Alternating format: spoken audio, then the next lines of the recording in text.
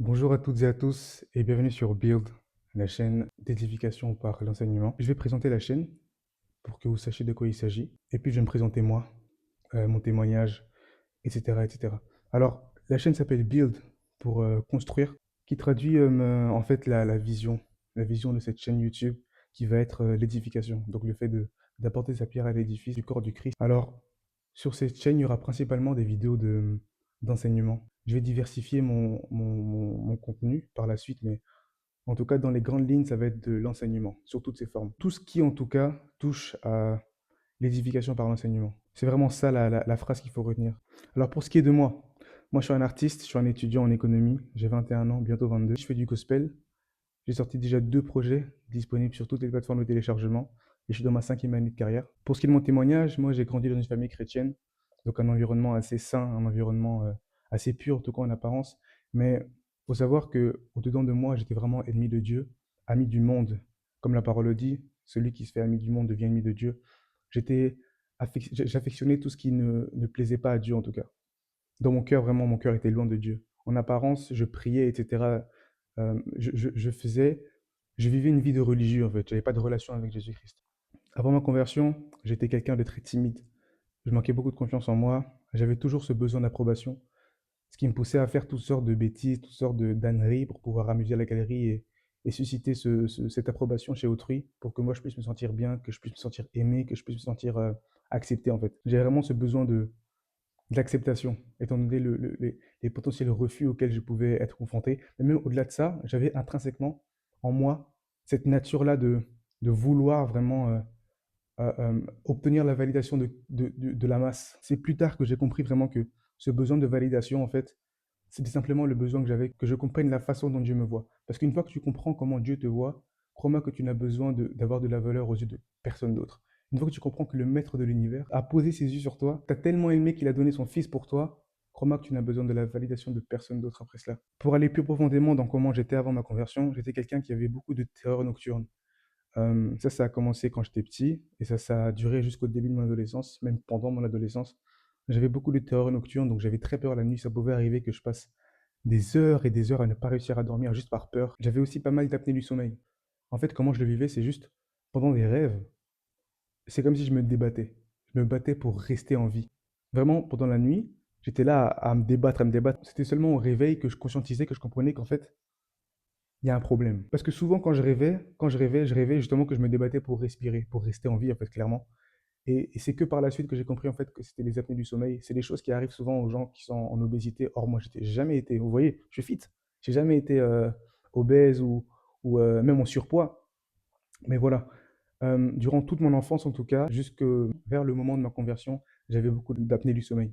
Pour ce qui est du témoignage de ma conversion en tant que tel, c'était lors d'un culte. Le pasteur n'était pas le pasteur principal, c'était un pasteur qui avait été invité pour prêcher. Et ce pasteur-là a fait un appel au salut. Donc un appel au salut, en fait, c'est simplement que le pasteur lance un appel de masse après avoir prêché souvent. Il dit, sur base de ce message-là, sur base de l'évangile qui vient d'être prêché, qui veut accepter Jésus-Christ dans sa vie comme Seigneur et Sauveur, lui donner sa vie.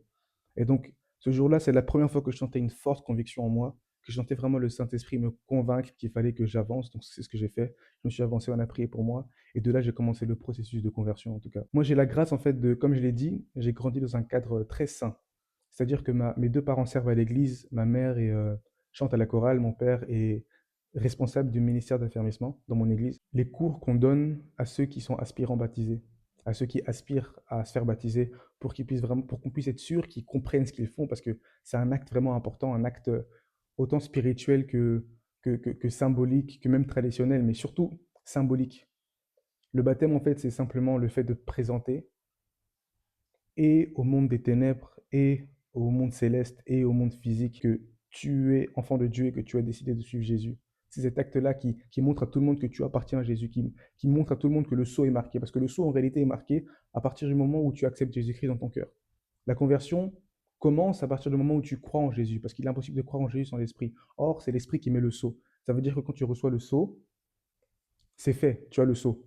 Mais après, hein, le baptême, c'est simplement la confirmation. C'est la suite logique, en fait, à cette décision-là que tu as prise de suivre Jésus-Christ. Et donc, comme je le disais, j'ai eu une forte conviction. J'ai commencé des cours d'affermissement. J'avais mon prof particulier à la maison tout le temps. Ça, c'est vraiment une grâce que j'ai eue.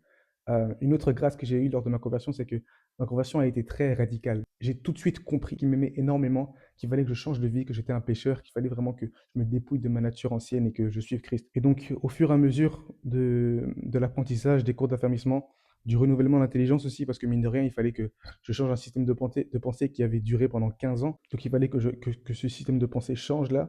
Au début, ce que je faisais, c'est que je lisais pas forcément la Bible, étant donné que j'avais pas vraiment l'habitude de le faire dans un but de croissance spirituelle. Je le faisais juste parce qu'il fallait le faire, je le faisais juste parce que, par tradition, parce que voilà, je savais que ça me faisait du bien d'une certaine manière, mais j'avais jamais eu l'habitude de vraiment lire la parole, de me poser, de la comprendre, de l'assimiler vraiment, et prendre le temps, laisser à la parole le temps de me lire.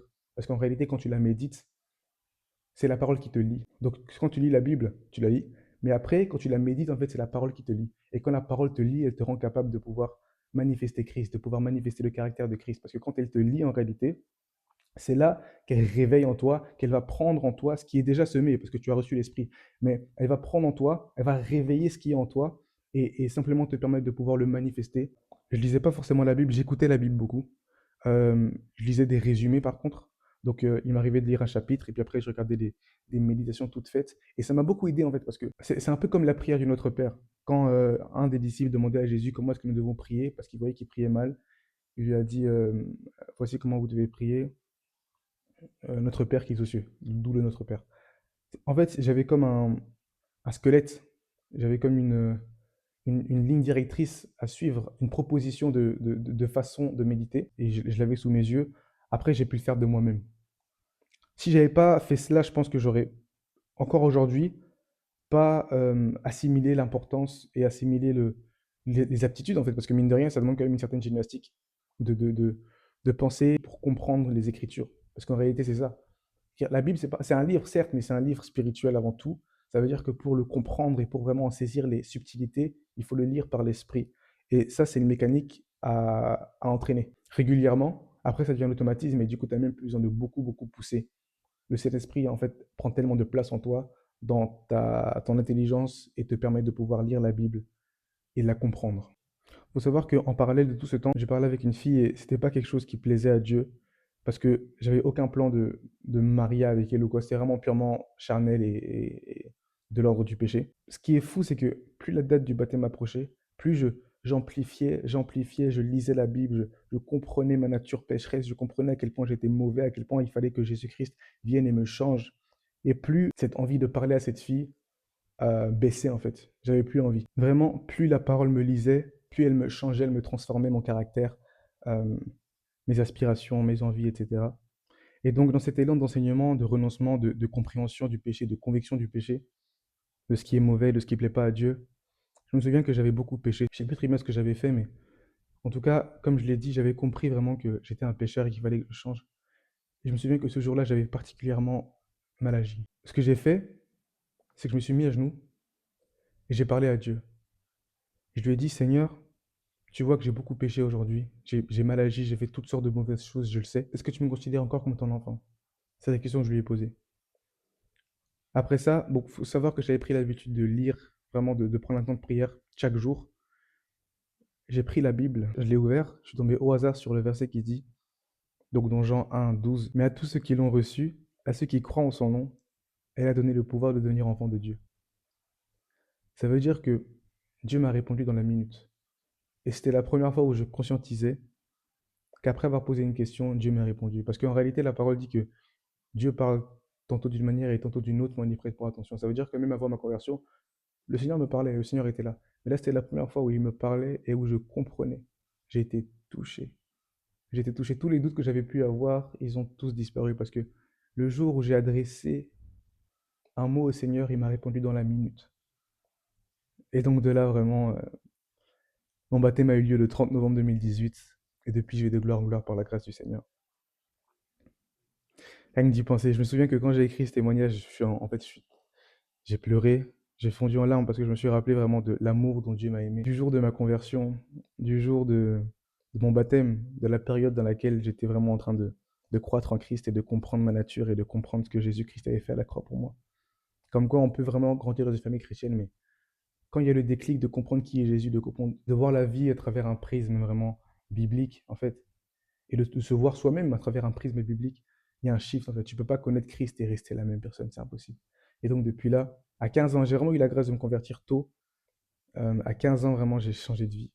J'ai coupé des amitiés, j'ai commencé à agir comme un fou. J'étais zélé, j'ai prêché sur les réseaux, j'ai prêché partout. Et puis après, un peu après, j'ai commencé la musique. J'ai pas commencé la musique directement.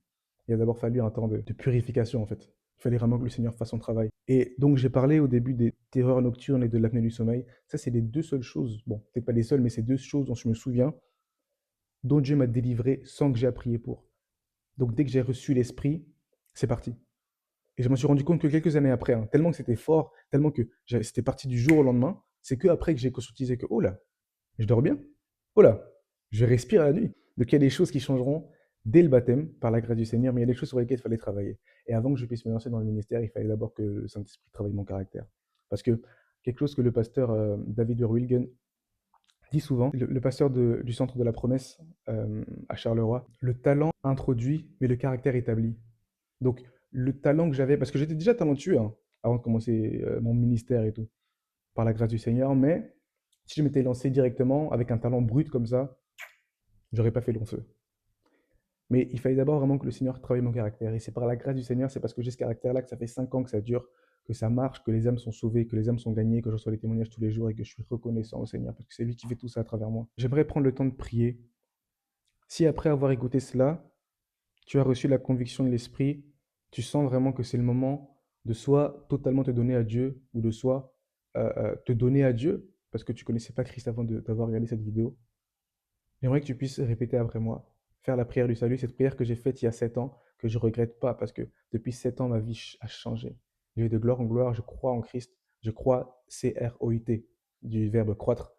Parce que bon, en fait, je crois et je crois. Je crois croire et je crois croître. Amen. En crise depuis 7 ans, c'est une décision que je ne regrette pas et que je ne regretterai jamais. Alors si tu as cette conviction-là, j'aimerais que tu pries après moi. Seigneur, j'ai entendu ta parole. J'ai compris ce que tu avais fait à la croix pour moi. J'ai compris de quel amour tu m'as aimé. Jésus, je veux que tu viennes et que tu changes ma vie. Je veux que tu viennes et que tu changes ma vie. Tu frappes à la porte et ainsi j'ouvre. Viens et fais ta volonté dans mon cœur. Viens et sois mon Seigneur et mon Sauveur. Je t'accepte en tant que Seigneur et Sauveur. Je prie que tu me changes, que tu me donnes la grâce de croître en toi et que tu m'aides à grandir pour atteindre la perfection à laquelle tu m'appelles. Amen. Je prie pour toi. Grand Dieu, merci. Merci Seigneur pour cette œuvre-là que tu rends possible. Seigneur, en réalité, c'est toi qui fais toutes choses. Moi, je ne suis qu'un instrument. Alors, éternel Dieu de gloire, je te remercie dans un premier temps pour cette grâce que tu m'as faite, Yahweh, de pouvoir prêcher, Seigneur Dieu, à mes frères et sœurs. Éternel Dieu de gloire, je remets, Papa, cette personne-là, Jésus-Christ, qui a donné sa vie, qui a décidé de se consacrer, Seigneur Dieu, pleinement à toi, Papa. Je te prie, Seigneur Dieu, que tu puisses te révéler à elle par des rêves, par des songes, que tu puisses lui montrer, Seigneur Dieu de gloire, tes voies, Papa. Éternel Dieu, aplanis ses sentiers vers toi. Jésus-Christ, permets-lui réellement de pouvoir, Seigneur Dieu de gloire, avoir un chemin tout tracé, de suivre Jésus-Christ et grandir en toi, Papa. Éternel Dieu, garde-les. Garde-les, couvre-les, éternel Dieu. Permets-leur de pouvoir lâcher, Jésus-Christ, tout ce qui les empêche, Yahweh, de pouvoir, Seigneur Dieu, croître en toi et connaître, Seigneur Dieu de gloire, la vérité, Papa. Jésus-Christ, je te bénis et je te rends toute la gloire, Père. C'est dans le saint nom de Jésus-Christ que j'ai ainsi prié. Amen. Voilà, c'était la première vidéo. Ça m'a fait du bien. C'est moi qui vous bénis, mais moi aussi ça me bénit par la grâce du Seigneur. Donc on se voit la semaine prochaine. On va essayer de garder un rythme hebdomadaire. Je vous donnerai le titre de l'enseignement, parce que là, du coup, la semaine prochaine, on commence les enseignements. Ici, c'est juste une vidéo présentation et témoignage pour que vous sachiez de quoi il s'agit et de quoi je s'agis. On se voit la semaine prochaine. C'était Elie André pour Build. Soyez bénis.